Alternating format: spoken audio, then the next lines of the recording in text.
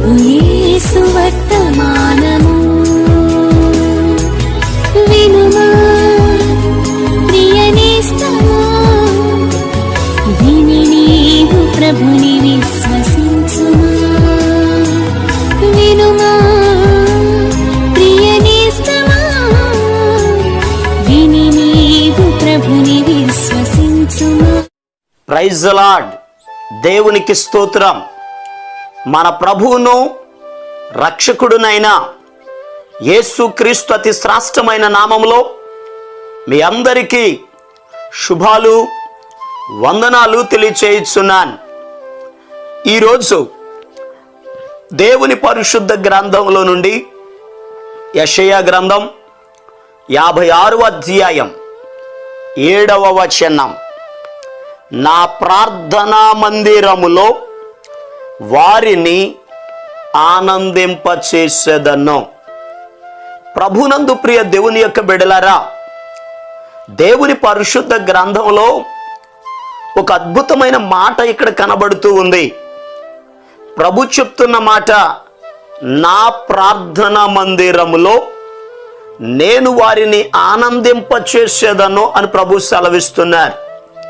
నిజమే ప్రియ దేవుని బిడ్డలారా, దేవుని యొక్క మందిరములో దేవుడు మనలను ఆనందపరుస్తాడు.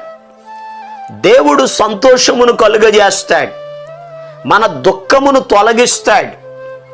దేవుని యొక్క మందిరములో, ఆయన సన్నిధిలో సంతోషం ఉన్నది. పరిశుద్ధ గ్రంథంలో రాయబడి ఉంది, నీ సన్నిధిని సంపూర్ణ సంతోషము కలదు అని వాక్యంలో రాయబడి ఉంది. ప్రభు సన్నిధిలో సంతోషం ఉంది గనుక ఎవరైతే దేవుని మందిరానికి వెళ్తారో, ఆయన పాదాల దగ్గర ఉంటారో, ఆయన్ని స్తుతిస్తారో, వారికి ప్రభు సంతోషాన్ని కలుగజేస్తాడు. వారి దుఃఖాన్ని తొలగిస్తాడు, వారి వేదనలను తొలగిస్తాడు. పరిశుద్ధ గ్రంథంలో హన్నా అనబడిన ఒక స్త్రీ ఉంది. ఆమె జీవితంలో ఆమెకు కొరత, అది సంతానం లేదు. సంతానం లేని కారణం చేత పెనిన్నా అనబడినటువంటి ఆమె అనేక మాటల చేత ఇబ్బంది పెట్టింది, చాలా వేదన పడుతూ ఉంది. ఒకానొక సమయంలో సంతానం కలగలేదని దేవుని మీద కూడా కోపగించుకున్న దినాలు ఈమె జీవితంలో ఉన్నాయి. అయితే ఒకరోజు ఆలోచన చేసింది, కుమారులు ఇచ్చేది దేవుడు, కుమార్తెలనిచ్చేది దేవుడు, బిడ్డలనిచ్చే దేవుని మీద కోపపడితే ప్రయోజనం ఏముంది? ఆయన దగ్గరికి వెళ్ళి, ఆయన మందిరంలోనికి వెళ్ళి ప్రార్థన చేస్తానని చెప్పి దేవుని సన్నిధిలోకి వచ్చింది. వాక్యంలో రాయబడిన మాట, ఆమె దుఃఖాక్రాంతురాలై వచ్చి ఏడుస్తూ వచ్చింది, వేదనతో వచ్చింది, కన్నీటితో వచ్చింది. ప్రియ దేవుని బిడ్డలారా, దేవుని సన్నిధిలో ప్రార్థించినప్పుడు, తన అవసరతను దేవునితో చెప్పినప్పుడు, తన సమస్యను దేవుని పాదాల దగ్గర వివరించినప్పుడు దేవుడు ఆమె జీవితంలో ఒక గొప్ప కార్యం చేశారు. ఆమె దుఃఖాన్ని తొలగించారు, ఆమెను జ్ఞాపకం తెచ్చుకున్నారు. ఆమె మూయబడిన గర్భమును దేవుడు తెరిచారు. ఒక అద్భుతమైనటువంటి రీతిలో దేవుడు కుమారుణ్ణి అనుగ్రహించారు. వాక్యంలో రాయబడి ఉంది, ఏడుస్తూ మందిరంలోకి వెళ్ళినటువంటి ఆమెట ఆ రోజు నుండి సంతోషంగా ఉండడం ప్రారంభించింది. ఈరోజు ఈ మాటలు వింటున్న ప్రియ దేవుని బిడ్డలారా, నీ జీవితంలో కూడా నీ బిడ్డలను చూచి బాధపడుతున్నావా? నీ కుటుంబాన్ని చూచి బాధపడుతున్నావా? నీకున్న రుణ బాధలను బట్టి వేదన చెందుతున్నావా? నువ్వు చేసే పని ఫలించక కృంగిపోతూ ఉన్నావా? ఏ సమస్యను బట్టి అయితే నువ్వు దుఃఖపడుతున్నావో, వేదన చెందుతున్నావో, కన్నీరు కారుస్తున్నావో, నీ కన్నీరు తుడవబడాలంటే, నీ సమస్యలకు పరిష్కారం దొరకాలంటే దేవుని సన్నిధిలోనికి రండి, దేవుని మందిరానికి రండి. ఎందుకనగా దేవుని మందిరము ఆయన కనుదృష్టి ఉన్న స్థలము, ఆయన సంచారము చేసే స్థలము, ఆయన ప్రార్థనలకు జవాబిచ్చే స్థలము, నీ దుఃఖమును తొలగించి నీకు ఆనందమును కలుగజేసే స్థలము. అందుకేనండి భక్తులు ఎప్పుడు దేవుని మందిరానికి వెళతామా అని ఆశ పెట్టుకున్నారు. 84వ కీర్తన మనం చదివితే కోరహు కుమారులు ఆ 84వ కీర్తనలు అంటారు, యెహోవా మందిర ఆవరణమును చూడవలెనని నా ప్రాణము ఎంతో ఆశపడుచున్నది, అది సొమ్మసిల్లుచున్నది అని అన్నారు. ఎప్పుడు దేవుని మందిరానికి వెళ్ళాలా, ఎప్పుడు దేవుని మందిరంలో ప్రభుని చూడాలా, ప్రార్థన చేయాలా, ఆయన స్తుతించాలని సంతోషించి ఆశతో కనిపెట్టారు. 4వ వచనంలో కూడా ఉంటుంది, నీ మందిరమునందు నివసించువారు ధన్యులు అని రాయబడి ఉంటుంది.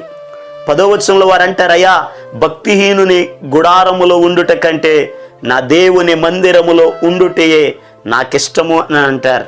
ఈరోజు ఈ మాటలు వింటున్న ప్రియ దేవుని బిడ్డలారా, ఈ పునరుత్థాన దినమందు మీ గృహాల దగ్గర కాదు ఉండవలసింది, మందిరంలోనికి రండి, ప్రభుని ఆరాధన చేయండి. మీ దుఃఖ దినములు సమాప్తం కాబోతున్నాయి. దేవుడు మీ కుటుంబంలో గొప్ప కార్యాలు చేయబోతున్నారు. ఆయన పాదాల దగ్గరికి రండి, ప్రార్థన చేయండి, ప్రభు ఇచ్చే ఆశీర్వాదాలు పొందుకోనండి. దేవుడు మీ జీవితంలో ఘనమైన కార్యాలు జరిగించినట్లు మీ కొరకు నేను కూడా ప్రార్థన చేస్తాను. తలల వంచండి, కళ్ళు మూసుకోనండి.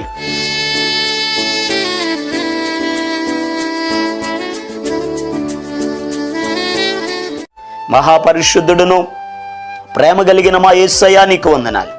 నీ బిడ్డలు ఏ సమస్యలైతే ఉన్నారో, ఏ బంధకాలైతే ఉన్నారో, హన్నా వలె అయ్యా వేదన చెందుతున్న బిడ్డల జీవితాలలో నీ కార్యములు జరుగునుగాక నా జ్ఞాపిస్తున్నాను. వారి దుఃఖ దినములు సమాప్తములగునుగాక, వారి తలల మీద నిత్య సంతోషముండునుగాక, వారి కన్నీరు దుఃఖము నిట్టూర్పు ఎగిరిపోవునుగాక నా జ్ఞాపిస్తున్నానయ్యా. అయ్యా నీ కార్యాలు జరిగించండి, కుటుంబం అంతటిని దీవించండి. అయ్యా వారమంతయు నీ బిడ్డలు చేస్తున్న పనులలో మీరు తోడై ఉన్నారు. ఈ పునరుత్థాన దినమందు నీ బిడ్డలు నిన్ను ఆరాధించుచుండగా నీ బిడ్డలను మీరు ఆశీర్వదించండి అయ్యా. అయ్యా మరలా అయ్యా సోమవారం నుండి వారమంతయు నీ బిడ్డలకు చేతి నిండా పనులు అప్పగించండి ప్రభువా.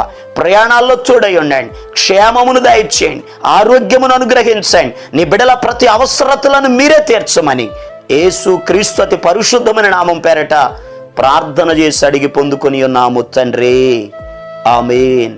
మన ప్రభు అయిన యేసు క్రీస్తు కృప మీకు తోడుగా ఉండి నడిపించునుగాక, ఆమేన్. ఈరోజు పుట్టినరోజు మరియు పెళ్లి రోజు జరుపుకుంటున్న వారికి సీసలి మన్నా చర్చి తరపున మా కుటుంబ పక్షముగా మీకు శుభాలు తెలియపరుస్తున్నాం. May God bless you. దేవుడు మీకు తోడుగా ఉండి మిమ్మల్ని ఆశీర్వదించునుగాక. దయచేసి గమనించండి, మీ కొరకును మీ కుటుంబం కొరకును దేవుడు మిమ్మలను అభివృద్ధి పరచాలని నిత్యము మేము ప్రార్థన చేస్తున్నాం. ఏమైనా ప్రార్థన అవసరతలు ఉన్న ఎడల ఈ స్క్రీన్ మీద కనబడుతున్న నెంబర్కి ఫోన్ చేసి తెలియపరచండి. ప్రియ దేవుని బిడ్డలారా, అనుదిన మన్నా అనే ఈ వర్తమానాలు మీ స్నేహితులకు మీ బంధువులకు కూడా షేర్ చేయండి. మన్నా చర్చ్ సీసలి అనే ఈ యూట్యూబ్ ఛానల్ను సబ్స్క్రైబ్ చేయండి. అందరికీ వందనాలు.